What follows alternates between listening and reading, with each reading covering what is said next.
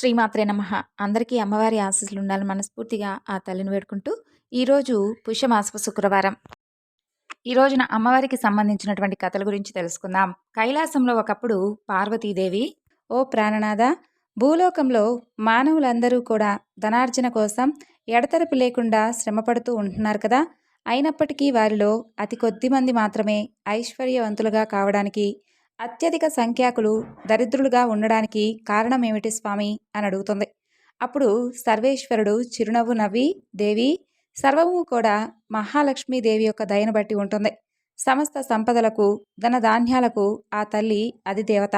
కాబట్టి ఎవరైతే ఈ సత్యాన్ని తెలుసుకొని ఆ మహాలక్ష్మి యందు భక్తి కలిగి సదా ఆమెను ఆరాధిస్తూ ఉంటారో, ఆ తల్లి వ్రతాన్ని ఆచరిస్తూ ఉంటారో, వారి పట్ల మాత్రమే ఆ తల్లి యొక్క కృపా కటాక్షాలు ప్రసరింపబడతాయి.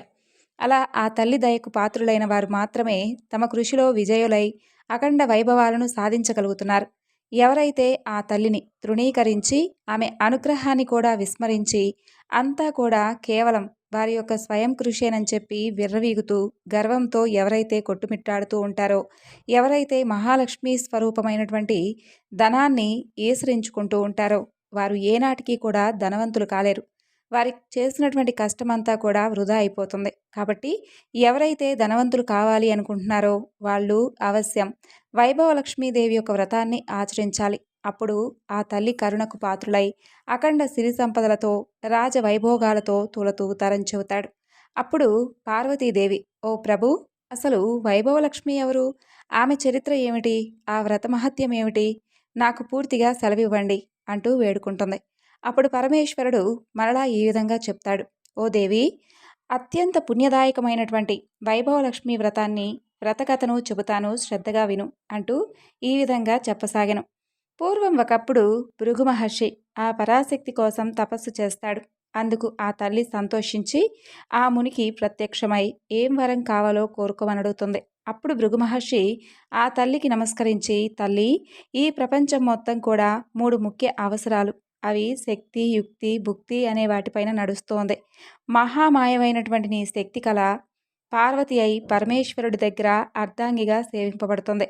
నీ విద్యా కళ సరస్వతి అయి బ్రహ్మతో మసులుతుంది. ఇక స్థితికారకమైనటువంటి నీ యొక్క వైభవ కళ నా కుమార్తెగా జన్మించాలని నా కోరికమ్మా అంటాడు. ఆ తల్లి అతని కోరికను మన్నిస్తుంది. తత్ఫలితంగా వైభవలక్ష్మిగా అవతరిస్తుంది. భృగు మహర్షి ఆమెను శ్రీ మహావిష్ణువుకిచ్చి వివాహం జరిపిస్తాడు. శ్రీహరి కోరికపై ఆ భార్గవీదేవి దేవతలందరికీ కూడా ఎనలేనటువంటి సంపదలను, వైభవాలను సంతరించి స్వర్గలక్ష్మిగా వాసికెక్కింది. కానీ ఐశ్వర్య మత్తుతో ఇంద్రుడు చేసినటువంటి ఒక దోషానికి దూర్వాసుడిచ్చినటువంటి శాప కారణంగా ఆ వైభవలక్ష్మి దూరం అయిపోయింది.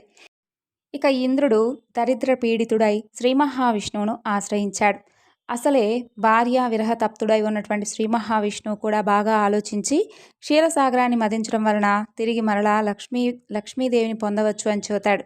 ఆ కారణంగా దేవాసురుడు మందరగిరిని కవంగాను, వాసుకి అనే మహాసర్పాన్ని కవపు త్రాటిగాను అమర్చి క్షీరసాగరాన్ని మదించగా వైభవలక్ష్మి ఆ సముద్రం నుండి ఆవిర్భవించి లోకాలను కరుణించింది.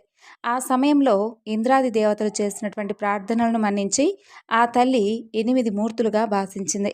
ఆ 8 మూర్తులే ఆదిలక్ష్మిగాను, ధాన్యలక్ష్మిగాను, ధైర్యలక్ష్మిగాను, రాజ్యలక్ష్మిగాను, సంతానలక్ష్మిగాను, విజయలక్ష్మి, విద్యాలక్ష్మి, ధనలక్ష్మి. ఈ 8 మూర్తులలో సర్వశ్రేష్టమైనదే ధనలక్ష్మీదేవి. ఆమెనే ఐశ్వర్యలక్ష్మి, ఆమెనే వైభవలక్ష్మి అని కూడా పిలుస్తారు. సర్వ ఐశ్వర్యప్రదాయిని అయినటువంటి ఈ తల్లి మహాభిమాని. ఆమె యందు కొంచెం కూడా అపచారం జరిగితే ఆ తల్లి అసలు మన్నించదు. అందుకు ఉదాహరణగా నీకు ఒక కథ గురించి చెబుతాను విను. పూర్వం త్రిమూర్తులలో ఎవరు సాత్వికలో పరీక్షించాలని చెప్పి ఋషులందరూ కలిసి లక్ష్మీదేవి తండ్రి అయినటువంటి భృగువును నిర్దేశించారు. తత్ఫలితంగా ముందుగా భృగువు సత్యలోకానికి వెళ్ళాడు. అక్కడ అతనికి అవమానం ఎదురవుతుంది. తన రాకను పట్టించుకోలేదని ఆ మహర్షి బ్రహ్మదేవుణ్ణి శపించి కైలాసానికి వచ్చాడు. అక్కడ కూడా పార్వతీ పరమేశ్వరులమైనటువంటి మనం అతని రాకను గమనించుకోకుండా ఏమీ ఎరుగని వారి వలె సరస సల్లాపాల్లో మునిగి ఉన్నాం. అది చూసినటువంటి భృగువు పట్టరానటువంటి కోపంతో అక్కడి నుండి వైకుంఠానికి వెళ్ళాడు. అక్కడ లక్ష్మీనారాయణులిద్దరూ కూడా పాచికలాటలో ఉండిపోయి భృగువును గమనించుకోలేదు. అందుకు ఆ మహర్షి పట్టరానంత కోపంతో శ్రీ మహావిష్ణువు యొక్క వక్షస్థలం పైన తన్నాడు. అయినా విష్ణువు కోపించకుండా అతి శాంతంగా మహర్షిని ఆరాధించి శాంతపరిచి పంపివేశాడు. కానీ అందు నిమిత్తమై లక్ష్మీదేవి బాగా అలిగింది. తన నివాస స్థానమైనటువంటి విష్ణు వక్షస్థలాన్ని తన్నినటువంటి భృగువును శిక్షించకుండా విడిచిపెట్టినటువంటి శ్రీహరి మీద కూడా అలిగి వైకుంఠాన్ని విడిచిపెట్టి వెళ్ళింది. ఆ విధంగా వైకుంఠాన్ని వదిలి భక్తుల మీద ప్రేమతో భూలోకానికి విచ్చేసి కొల్హాపురం నందు ఉంది. ఓ పార్వతి, భక్త సులభ, అత్యంత కరుణామయి అయినటువంటి ఆ తల్లి లీలలు ఎన్ని చెప్పినా కూడా తనివి తీరవు తెలుసా? సరే, అందుకు ఉదాహరణగా ఇప్పుడు మరొక కథ కూడా చెబుతాను విను పార్వతి అంటూ పరమేశ్వరుడు ఈ విధంగా వివరించాడు. పార్వతి, చాలా కాలం క్రితం ప్రతిష్టానపురంలో శీల, సుశీల, గుణశీల, విశాల అనే నలుగురు అక్కా చెల్లెళ్ళు ఉండేవారు. శ్రీ వైభవలక్ష్మీదేవి యొక్క భక్తులైనటువంటి ఆ నలుగురు కన్యలకు వారు ఉన్నటువంటి ఊరిలోనే ఉన్నతమైనటువంటి వంశా సంజాతులైనటువంటి నలుగురు యువకులతో వివాహాలు జరిగాయి. ఆ పిల్లల అదృష్టవశాత్తు వారి భర్తలు నలుగురు కూడా వివిధ వృత్తుల ద్వారా చక్కని సంపాదనలు కలిగి ఆస్తిపరులై ఆరోగ్యవంతులై విరాజిల్లుతూ ఉండేవారు. కానీ రాను రాను వారిలో బాగా అహంకారం తలెత్తింది. దైవ చింతన తగ్గింది. వైభవలక్ష్మీదేవి అనుగ్రహం వల్లే ఇదంతా కూడా వారికి కలిగింది అనే విషయాన్ని వారు మర్చిపోయి కేవలం అదంతా కూడా వారు చేసుకున్నటువంటి ప్రయోజనం వలన వారి యొక్క ప్రయోజకత్వమే అని చెప్పి భావించారు. మహాపండితుడైనటువంటి శీల భర్తకు తన పాండిత్యం వల్లనే ప్రపంచం మొత్తం తనను గౌరవిస్తుంది అనే భావన కలుగుతుంది. ఇందులో ఆ వైభవలక్ష్మీదయ ఏముంది? నా నోట్లో బాగా విద్య ఉంది, ఎంత గొప్పవారైనా నాకు డబ్బులిచ్చి మరీ సన్మానించక ఏం చేస్తారు అని భావిస్తాడు. ఎంతటి ధనవంతులైనా తన విద్య ముందు బలాదూర్ అనుకుంటాడు. అందుకు వైభవలక్ష్మీదేవి బాగా కోపగించి అతనికి తగినటువంటి గుణపాఠం చెప్పాలి అనుకుంటుంది. అంతటితో అతని సంపాదన పూర్తిగా పోతుంది. అతని పాండిత్యానికి విలువ లేకుండా పోతుంది. సంపాదించినటువంటి ధనమంతా కూడా ఖర్చు అయిపోతుంది. చివరకు కట్టుబట్టలతో మిగిలిపోతాడు. అతని దారిద్ర్యాన్ని చూసి సమాజం అతన్ని దూరంగా నెట్టివేస్తుంది. అతని కుటుంబం మొత్తం ఆకలి దప్పులతో అలమటిస్తూ ఉంటారు. ఇక రాజుగారి ఆస్థానంలో ఉపదళాధిపతిగా ఉండేటటువంటి సుశీల భర్త ఒకానొక యుద్ధంలో అపూర్వమైనటువంటి విజయాన్ని సాధించి రాజుగారి చేత బాగా గౌరవించబడి అహంకారంతో తన బలం ముందు ప్రపంచమంతా కూడా దాసోహమే అంటూ విర్రవీగుతాడు. తన ధనార్జనకు తన బలమే కారణమని భ్రమిస్తాడు. అందుకు వైభవలక్ష్మి ప్రమేయం ఏమీ లేదనుకుంటాడు. అందుకు ఆ అమ్మవారు ఆగ్రహిస్తుంది. అంతటితో అతనిలో ఉన్నటువంటి సద్బుద్ధి నశిస్తుంది. ఇక ఒక వైరంతో ఒక గొప్ప ధనవంతుడితో అతను గొడవకు కూడా దిగుతాడు. అతన్ని తను అడిగినటువంటి ధనం ఇవ్వకపోతే నాశనం చేస్తానంటూ భయపెడతాడు. అందుకు భయపడిపోయినటువంటి ఆ ధనవంతుడు మహారాజును ఆశ్రయించి సుశీల భర్త మీద మరిన్ని లేనిపోని విషయాలను కూడా నూరిపోసి తనను కాపాడమంటూ రాజును వేడుకుంటాడు. వెంటనే ఆ రాజు తన సేనలను పంపించి సుశీల భర్తను బంధించి తీసుకురమ్మంటాడు. ఆ రాజభటులు అతన్ని బంధించి రాజు ముందు నిలుపుతారు. న్యాయస్థానంలో రాజు అతన్ని విచారించి అతని ఆస్తిపాస్తులన్నింటినీ కూడా స్వాధీనం చేసుకొని అతన్ని చెరసాలలో బంధిస్తాడు. ఈ విధంగా సుశీల కాపురం కష్టాల పాలవుతుంది. వ్యాపారస్తుడైనటువంటి గుణశీల భర్త దైవానుగ్రహం కన్నా కూడా కేవలం తన తెలివితేటలే వ్యాపారంలో చాలా ముఖ్యమని చెప్పి తన పెట్టుబడితో మాటకారితనంతో మాత్రమే నేను ఈ విధంగా సంపాదించగలుగుతున్నాను, అంతేకాని సంపాదించిందంతా కూడా దైవానుగ్రహం వల్ల వచ్చింది అనుకోవడం మూర్ఖత్వం అని చెప్పి భావిస్తాడు. అతను చివరకు దైవారాధనలన్నీ కూడా మానివేస్తాడు. అతని తలపొగరు వలన సాటి వ్యాపారులు అతనికి సహకరించడం కూడా మానేస్తారు. అతని వ్యాపార లావాదేవీలు సన్నగిల్లి అతని రాబడి తగ్గి అతని కుటుంబం దారిద్ర్యంలో మునిగిపోతుంది. ఇక చివరిదైనటువంటి విశాల భర్త మంచివాడే కానీ అధిక సంపాదన వలన చెడు స్నేహాలు పెరిగిపోతాయి అతనికి. కష్టపడి సంపాదించిన దానితో సుఖపడాలే కానీ ఈ పూజలు వ్రతాలు ఏమిటి, వీటికి మరలా వృధాగా ఖర్చు చేయడం దేనికి అనుకుంటాడు. అందువలన చెడు మిత్రుల వలన దుర్వ్యసనాలు పాలవుతాడు. మద్యపానం, వ్యభిచారం, జూదం ఇలా మొదలైనటువంటి చెడు వ్యసనాలకు బానిసవుతాడు. ఆ కారణం చేత అతని సంపాదనంతా కూడా హారతి కర్పూరం వలె కరిగిపోతుంది. చివరకు అతను దరిద్రుడైపోతాడు. రుణదాతల పీడ, పేదరికపు బాధ, వదులుకోలేనటువంటి వ్యసనాలతో అతను దుర్మార్గుడిగా మారిపోతాడు. తరచూ కూడా విశాలను హింసిస్తూ ఉండేవాడు. అయినప్పటికీ ఆ నలుగురు అక్కా చెల్లెలు మాత్రం ఏదో ఒకనాటికి ఆ జగన్మాత అయినటువంటి వైభవలక్ష్మీదేవి తమను తప్పకుండా అనుగ్రహిస్తుందిలే అని తమ భర్తలను మంచి దారిలో పెట్టి తమకు మరలా పూర్వ వైభవాన్ని కలిగిస్తుందిలే అని చెప్పి పూర్తిగా విశ్వసించేవారు. తాము పస్తులు ఉండినా పర్వాలేదు, తమ బిడ్డలకైనా రవ్వంత ఆహారాన్నైనా ప్రసాదించమ్మా అనుకుంటూ పదే పదే ఆ లక్ష్మీదేవిని ప్రార్థిస్తూ ఉండేవారు. అందుకు ఆ అమ్మవారికి వారిపైన దయ కలుగుతుంది. అలా ఒకనాడు ఆ నలుగురు సోదరీమణులు కలిసి తనను ప్రార్థిస్తూ ఉన్నటువంటి శుభ సందర్భంలో వైభవలక్ష్మీదేవి ఒక వృద్ధ స్త్రీ రూపంలో వచ్చి వారిని పలకరించి ఇలా చెప్పసాగింది. పిల్లలు, మీ భక్తి ప్రపత్తులను చూస్తూ ఉంటే నాకు చాలా ఆనందంగా ఉంది. ఏ వైభవలక్ష్మి అనుగ్రహానికి మీరు ఈ విధంగా విపరీతంగా ఆవేదన పడుతూ ఉన్నారో ఆ వైభవలక్ష్మి ప్రసాదం అతి త్వరితంగా మీకు సిద్ధించేటటువంటి మార్గం గురించి చెబుతాను. తక్షణమే మీ అక్కా చెల్లెలు నలుగురు కూడా మీ మీ ఇళ్లల్లో వైభవలక్ష్మీదేవి వ్రతం చేయండి అని వారికి వివరించి చెబుతుంది. అప్పుడు ఆ అవ్వ చెప్పిందంతా విన్నటువంటి అక్కా చెల్లెళ్ళు అత్యంత సంతుష్ట హృదయులై, ఓ అవ్వ, ఇంతకు మీరు అసలు ఈ వ్రతాన్ని ఏ విధంగా చేయాలో చెప్పలేదు. ప్రస్తుతం మేము దారిద్ర్యంలో ఉన్నాం కదా, ఆ వ్రతానికి ఎంత ఖర్చు అవుతుంది, ఏ విధంగా చేయాలి అని ప్రశ్నించారు. అందుకు ఆ వృద్ధమాత చిరుమందహాసం చేస్తూ, అమ్మాయిలు, ఇదేమీ పెద్దగా ఖర్చుతో కూడినటువంటి పనేమీ కాదు. ఎప్పుడైనా సరే 4 లేదా 6 లేదా 8 అంతకు మించి 11 లేదా 21 గురువారాలు కానీ శుక్రవారాలు కానీ ఈ వ్రతాన్ని ఆచరించాలి. ఈ వ్రతాన్ని గురువారాలు చేసేవారు తాము మొక్కుకున్న వారాలు చేసి ఆఖరి గురువారం నాటి మరునాడు వచ్చే శుక్రవారం నాడు ఉద్యాపన చేయాలి. శుక్రవారాలు చేసుకునేవారు ఆఖరి శుక్రవారం నాడే ఉద్యాపన చేసుకోవాలి. ముందుగా మీకు తోచినటువంటి గురువారమో లేదా శుక్రవారం నాడు కానీ ఉదయమే లేచి కాలకృత్యాలు తీర్చుకొని ఇంటిని అలంకరించుకొని తలంటు పోసుకొని, అమ్మ వైభవలక్ష్మీదేవి, ఈ రోజు మొదలు ఇన్ని గురువారాలు లేదా ఇన్ని శుక్రవారాలు నీ వ్రతాన్ని ఆచరిస్తానమ్మా. అలాగే నాకు తగినటువంటి శక్తిని ప్రసాదించు తల్లి. నేను చేసేటటువంటి ఈ వ్రతంతో సంతృప్తురాలివై నా కోరికలను నెరవేర్చు అని మొక్కుకోవాలి. ఆ రోజంతా కూడా ఉపవాసం ఉండి ఆ సాయంత్రం సూర్యాస్తమయం తర్వాత పూజను ప్రారంభించాలి. ఈ వ్రతానికి ఖర్చు కన్నా శుచి, శుభ్రతలు, సదాచార పాలనం చాలా ముఖ్యం. ఏ ఇంట్లో వారైతే అతిథి అభాగ్యులను దాసుల వలె ఉండి వారి పాదాలను కడిగి ఆ తీర్థం శిరస్సును చల్లుకొని తమకన్నా కూడా ముందుగా వారికి భోజనాదులు ఏర్పరిచి సేవాదులు చేస్తూ ఉంటారో, ఏ ఇంట ధాన్యం దానం జరుగుతూ ఉంటుందో, ఏ ఇంట దేవతలు సదా పూజింపబడుతూ ఉంటారో, ఏ ఇంటి వారు పరుల పట్ల శత్రుభావం లేకుండా ఉంటారో, ఏ ఇంటి ఇల్లాలు నిరాడంబరి అయి నిత్య సంతోషిగా ఉంటుందో ఆ ఇంట్లో వైభవలక్ష్మీదేవి ఎప్పుడూ స్థిరంగా ఉంటుంది.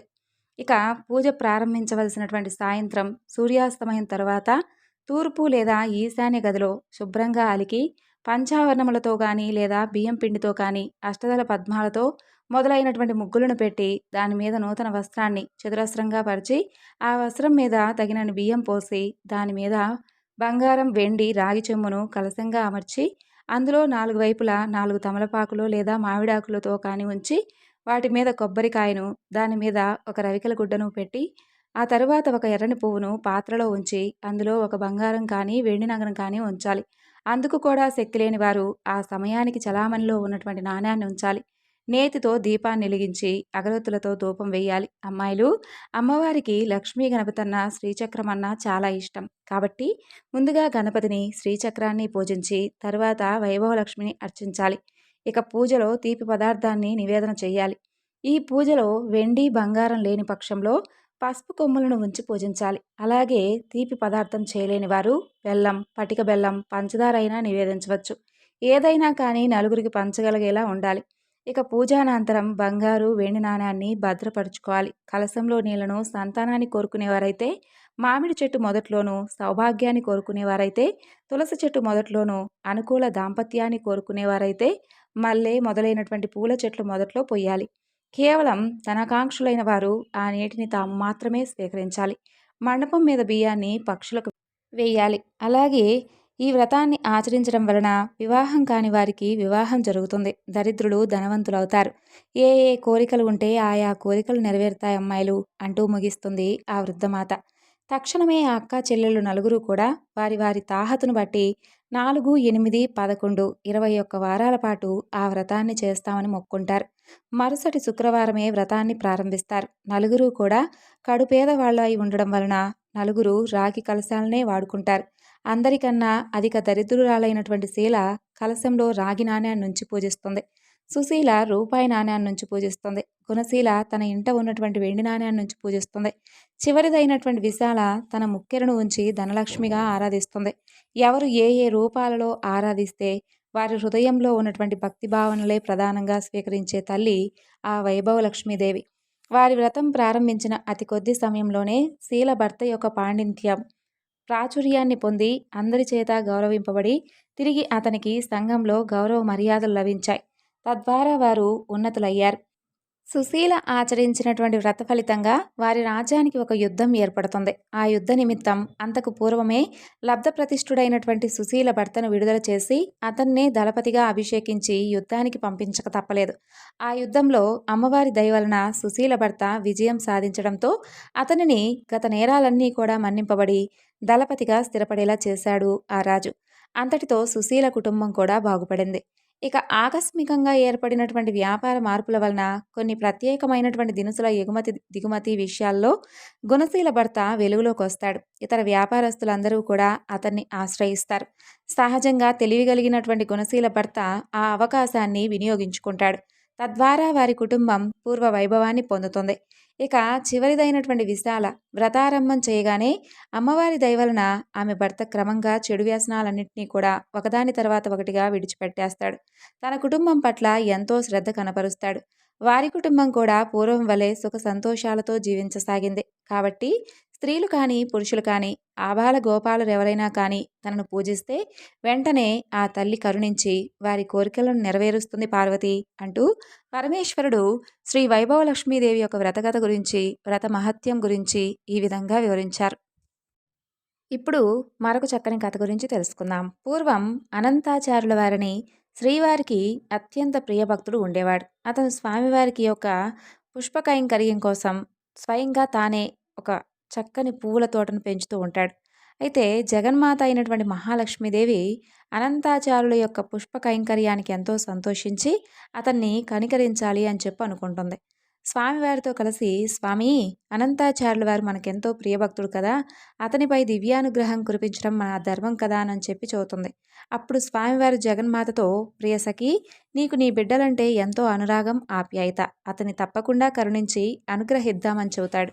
అలా రోజులాగే ఆ రోజు రాత్రి కూడా మహాలక్ష్మీదేవి అలాగే స్వామివారు ఉద్యానవనం అంతా కూడా విహరిస్తూ ఒకచోట అద్భుతమైనటువంటి గులాబీ పూల మొక్కలు కనిపించగా వాటి సౌందర్యానికి ముగ్ధురాలై అమ్మవారు నిలుచుంటుంది. అప్పుడు స్వామివారు 2 గులాబీ పూలను తెంపి తన ప్రియసఖి అయినటువంటి మహాలక్ష్మి సిగను అలంకరిస్తాడు. జగన్మాత పులకరించిపోతుంది. కొంచెం ముందుకు వెళ్ళిన తర్వాత ఆమెకు అద్భుతమైనటువంటి మల్లెతీగ కనిపిస్తుంది. అందులో నుండి గుప్పెడు మల్లెపూలు తెంపుకొని శ్రీహరిపై విసురుతుంది. ఆ తరువాత స్వామివారు కూడా కొన్ని పుష్పాలను తెంపి తల్లిపై వేస్తాడు. ఆ విధంగా వారిద్దరూ ఆ రాత్రి ఆ ఉద్యానవనమంతా కూడా విహరించి ఎంతో ఆనందిస్తూ ఉంటారు. ఉదయం పూలు కోసుకోవడానికి వచ్చినటువంటి అనంతాచార్యుల వారికి తోట మొత్తం నలిగినటువంటి పుష్పాలతో చిందరవందరగా కనిపిస్తుంటుంది. అయ్యో, ఎవరో దొంగలు రాత్రిపూట ఇలా ప్రవేశించి తోటంతా కూడా పాడు చేశారే అనుకుంటాడు. అక్కడక్కడ కొన్ని పుష్పాలు కోసుకొని ఆనంద నిలయంలో స్వామికి సమర్పిస్తాడు. ఆ రోజు రాత్రి శ్రీహరి, శ్రీ మహాలక్ష్మి తిరిగి తోటకు మరలా వస్తారు. ఇక ఆ రోజు తోటలో సంపెంగలు, సన్నజాజులు ఇంకా అనేకమైనటువంటి దివ్యమైనటువంటి పుష్పాలు ఎంతో అద్భుతంగా కనిపిస్తాయి. ఇక ఆ దంపతులు ఇద్దరూ కూడా తోటంతా తిరుగుతూ ఆడుతూ పాడుతూ గడుపుతారు. శ్రీహరి కొన్ని అందమైనటువంటి పుష్పాలను తుంచి జగన్మాత సిగను అలంకరించి మురిసిపోతూ ఉంటాడు. ఆ తల్లి ఆనందానికి అవధులుండవు. అంతలో తెల్లవారడంతో వారిరువురూ కూడా తిరిగి ఆనంద నిలయం చేరుకుంటారు. ఉదయాన్నే తోటలోకి అడుగుపెట్టినటువంటి అనంతాచార్యుల వారి కోపానికి అవధుల్లేవు. తోటంతా కూడా చిందరవందరగా తుంచివేసినటువంటి పుష్పాలతో ఉండడం చూసి ఈరోజు కూడా ఆ దొంగలు వచ్చారేమోని అనుకుంటాడు. ఇక తనకు అత్యంత ప్రీతికరమైనటువంటి శ్రీ లక్ష్మీనారాయణుల యొక్క కైంకర్యానికి పెంచుతున్నటువంటి ఆ పూల తోటను ఈ విధంగా పాడు చేశారే, వారిని ఎలాగైనా కానీ పట్టుకోవాల్సిందే అని చెప్పి అనుకుంటాడు. ఆ రాత్రి తోటలో ఒక మూల పడుకొని ఉంటాడు. రాత్రంతా గడుస్తుంది, చప్పుడు లేదు. అమ్మయ్య, తాను కాపలా కాస్తున్నానులే అని చెప్పి ఎవరైనా గ్రహించారేమో, అందుకని చెప్పేసి దొంగలు కూడా రాలేదే అని అనుకుంటాడు. అంతలో తెల్లవారిపోతుంది. తోట మొత్తం నిన్నట్లాగే చిందరవందరగా ఉంటుంది. పూలన్నీ ఎక్కడ పడితే అక్కడ విసిరివేయబడి ఉంటాయి. ఆ దొంగలు ఏమాత్రం శబ్దం చేయకుండా వచ్చినట్టున్నారే అనుకుంటాడు. ప్రతిరోజు వారిని పట్టుకునే వరకు కాపలాగా ఉండవలసిందే అనుకుంటాడు. ఆ విధంగా 8 రోజులు గడిచిపోతాయి. కానీ ఆ చోరులు అతనికి దొరకరు. ఆ చోరులు దొరికేలా తనను అనుగ్రహించమంటూ ఆనంద నిలయంలో స్వామిని శరణు వేడుకుంటాడు. ఇక దయామయురాలైనటువంటి జగన్మాత మహాలక్ష్మి శ్రీమన్నారాయణునితో ఈనాడు అనంతాచార్యుల వారిని ఎలాగైనా సరే కరుణించాలి స్వామి అని అనుకుంటుంది. ఇక భక్తవత్సలుడైనటువంటి శ్రీనివాసుడు కూడా అలాగే అంటాడు. ఆనాటి రాత్రి అనంతాచార్యుల వారు కళ్ళల్లో ఒత్తులు వేసుకొని మరి ఆ దొంగల కోసం ఎదురు చూస్తూ ఉంటాడు. ఈరోజు ఎలాగైనా వారిని పట్టుకోవాల్సిందే అని చెప్పి దృఢ సంకల్పంతో ఉంటాడు. అంతలో ఆచార్యుల వారికి 2 స్త్రీ పురుషాకారాలు పూల మొక్కల మధ్య తిరుగాడుతూ కనిపిస్తాయి. సందేహం లేదు, రోజు ఈ పూల మొక్కలను పాడు చేస్తుంది వీరేనని చెప్పి అనుకుంటాడు. వారిద్దరూ కూడా ఎంతో దివ్యమైనటువంటి తేజస్సుతో కనిపిస్తారు. పురుషుడు అద్భుతమైనటువంటి తేజస్సుతో ప్రకాశిస్తాడు. ఇక ఆ స్త్రీ అయితే అద్భుత సౌందర్యంతో దివ్యాభరణాలతో విరాజిల్లుతూ ఉంటుంది. వారిని చూసినటువంటి ఆచార్యుల వారు ఒక్క క్షణం మైమరిచిపోతాడు. ఇంతలో అతనికి కర్తవ్యం గుర్తుకొస్తుంది. నెమ్మదిగా వెనగ్గా వెళ్ళి వారిద్దరినీ గట్టిగా బంధిస్తాడు. ఇంకెక్కడికి పోతారు అంటాడు. ఇక ఆ దంపతులు పారిపోవడానికి శతవిధాలుగా ప్రయత్నిస్తారు. కానీ సాధ్యపడదు. ఆ జగన్నాటక సూత్రధారి జగన్మాత తన భక్తుడితో నాటకాలాడుతూ ఉంటారు. అతని బంధం ఎంతో గట్టిదని అతనికి తోచేలా ముచ్చటపడుతూ ఉంటారు. మరి భగవంతుడికి భక్తుడికి ఉన్నటువంటి బంధం అంతే కదా. ఆచార్యుడు వారు దొంగలు దొరికారని చెప్పి సంతోషంలో కొంచెం ఏమరపాటుగా ఉండగా ఆ పురుషుడు ఒక్క ఉదుటిన బంధనం తెంచుకొని పరిగెత్తి మాయమైపోతాడు. అది తెలుసుకున్నటువంటి ఆచార్యుల వారికి కోపం వస్తుంది. ఈమె కూడా భర్త వెనకే పరిగెడుతుందేమోనని చెప్పి ఆమెను గట్టిగా పట్టుకుంటాడు. భార్యను వదిలి ఇలా వెళ్ళిపోతాడా, తిరిగి ఉదయం మరలా భార్య కోసం రాకుండా పోతాడా అనుకుంటాడు ఆచార్యుల వారు. ఇక ఆమెను గట్టిగా పట్టుకొని ముందుకు నడిపించి ఆ తోటలో ఒక సంపెంగ మానుకు తీగలతో బంధిస్తాడు. అప్పుడు ఆమె తనను విడిచిపెట్టమని అడుగుతుంది. ఉదయం చూద్దాంలే అనుకుంటూ వెళ్ళి కునుకు తీస్తాడు. అంతలో తెల్లవారుతుంది. ఆనంద నిలయంలో తలుపులు తీసినటువంటి అర్చక స్వాములు ఆశ్చర్యపోతారు. వారి మాట రాదు. శ్రీనివాసుని యొక్క వక్షస్థలంపై ఉండవలసినటువంటి జగన్మాత బంగారు ప్రతిమ కనిపించక ఆందోళన చెందుతారు. ఏమిటి వైపరీత్యం, ఇంతటి విపరీత బుద్ధి ఎవరికి పుట్టింది అనుకుంటూ ఉంటారు. అప్పుడు శ్రీమన్నారాయణుడు ఆకాశవాణి రూపంలో ఇలా చెబుతాడు. మీరేమీ బాధపడనవసరం లేదు. నా ప్రియసఖి అనంతాచార్యుల వారి తోటలో బంధింపబడి ఉంది. మీరందరూ వెళ్ళి ఆమెను సగౌరవంగా తీసుకుని రండి అని చెబుతాడు. వెంటనే అర్చకులందరూ కూడా పరుగు పరుగున తోటకు వెళ్ళగా అక్కడ సంపెంగమానుకు బంధింపబడి ఉన్నటువంటి మహాలక్ష్మి బంగారు ప్రతిమ కనిపిస్తుంది. జరిగిందంతా తెలుసుకున్నటువంటి అనంతాచార్యుడు తనకేమీ తెలియదంటూ ఆ అర్చకులతో మొరపెట్టుకుంటాడు. అప్పుడు అర్చకులందరూ కూడా ఆచార్య వారితో సహా అలిమేలు మంగమ్మను పలు విధాలుగా స్తుతిస్తూ ఒక పూలగంపలో పెట్టుకొని ఆలయానికి తీసుకొస్తారు. ఆనంద నిలయంలోకి ప్రవేశించగానే శ్రీనివాసుడు ఆకాశవాణి రూపంలో ఇలా పలుకుతాడు. మామా అనంతాచార్య, నీ కూతుర్ని నాకు పూలబొట్టలో తెచ్చిచ్చినటువంటి నీవు నాకు కన్యాదాతవైనటువంటి మామతో సమానం. నీ పుష్ప కైంకర్యానికి మేమిద్దరం ఎంతో ఆనందిస్తున్నాం. ఇదంతా మా వేడుకే అని అంటాడు. అప్పుడు ఆ పూలగంపలో ఉన్నటువంటి అమ్మవారు క్షీరసముద్రరాజ తనయ తిరిగి యథాప్రకారంగా శ్రీవారి వక్షస్థలాన్ని అలంకరిస్తుంది. అనంతాచార్యుల వారి యొక్క జన్మ ధన్యమవుతుంది. ఇక జగన్మాత శ్రీ మహాలక్ష్మికి తన భక్తులు అంటే ఎంత అనురాగం, ఎంత ఆప్యాయత. ఆ తల్లి గృహంలో గృహలక్ష్మిగా, గోవులలో కామధేనువుగా, యజ్ఞంలో దక్షిణాదేవిగా, చంద్రుడిలో శోభాలక్ష్మిగా, పాతాళంలో నాగలక్ష్మిగా, సూర్యుడిలో తేజోలక్ష్మిగా, పృథ్వీలో మహాలక్ష్మిగా ప్రకాశిస్తూ ఉన్నటువంటి ఆ తల్లి శ్రీమన్నారాయణుడి యొక్క హృదయలక్ష్మిగా భక్తులందరినీ కూడా తరింపచేస్తూ ఉంది. ఈరోజు ఈ వివరణను ఇంతటితో ముగిస్తున్నాను. మరొక చక్కని వివరణతో మరలా కలుసుకుందాం. అంతవరకు నమస్కారం. సర్వం శ్రీ లలితార్పణమస్తు. స్వస్తి.